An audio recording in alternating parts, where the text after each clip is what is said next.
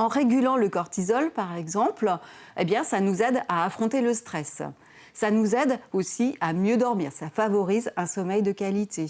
En régulant aussi nos pensées, nos émotions, l'activité physique nous permet de réguler notre humeur. Elle nous permet d'avoir confiance en nous, elle nous permet d'être moins anxieux. Un autre exemple, l'activité physique permet la neurogénèse, c'est-à-dire que ça va favoriser en fait le développement de nouveaux neurones, ce qui va stimuler mon cerveau.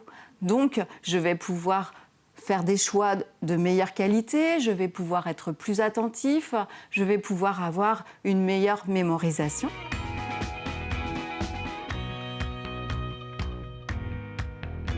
La littérature scientifique en fait a des preuves solides et a permis à l'HAS, donc la Haute Autorité de Santé, de nous donner des recommandations.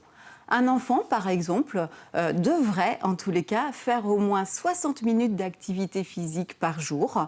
Il faudrait un exercice plutôt aérobique, d'intensité modérée à élevée. Pour un adulte, en fait, nous devrions atteindre les 150 minutes par semaine ou 30 minutes par jour.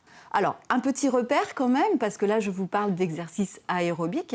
En fait, c'est un exercice sur de la longue durée, on va dire, qui permet en fait une meilleure circulation sanguine via un rythme cardiaque un peu plus élevé et qui vient apporter notre oxygène dans tout notre corps. Une intensité modérée, eh bien, c'est quand j'ai chaud, je transpire un petit peu, mais je peux encore parler quand je fais mon exercice.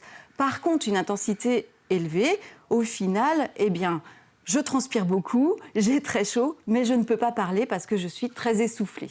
Voilà quelques petits repères.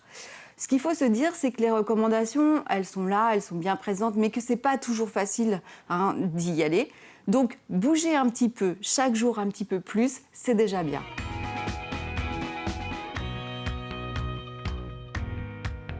De par notre travail, donc nous pensons aux travailleurs du bâtiment, dans la restauration, aux soignants. Il y a l'activité physique de déplacement, c'est-à-dire quand nous allons à notre travail en marchant, en vélo. Il y a l'activité physique domestique, et oui, quand nous faisons notre ménage, en fait, nous faisons de l'activité physique. Il y a de l'activité physique de loisirs, donc on pense au jardinage, à la marche. Et enfin, il y a l'activité physique sportive, en fait, où là, l'objectif est vraiment d'acquérir des capacités dans une discipline.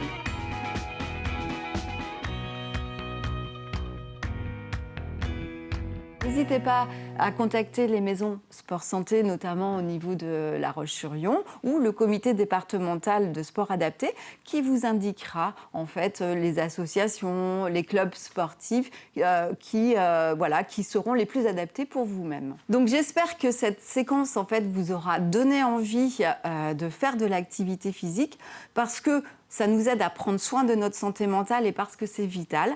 Alors je vous souhaite de belles activités physiques.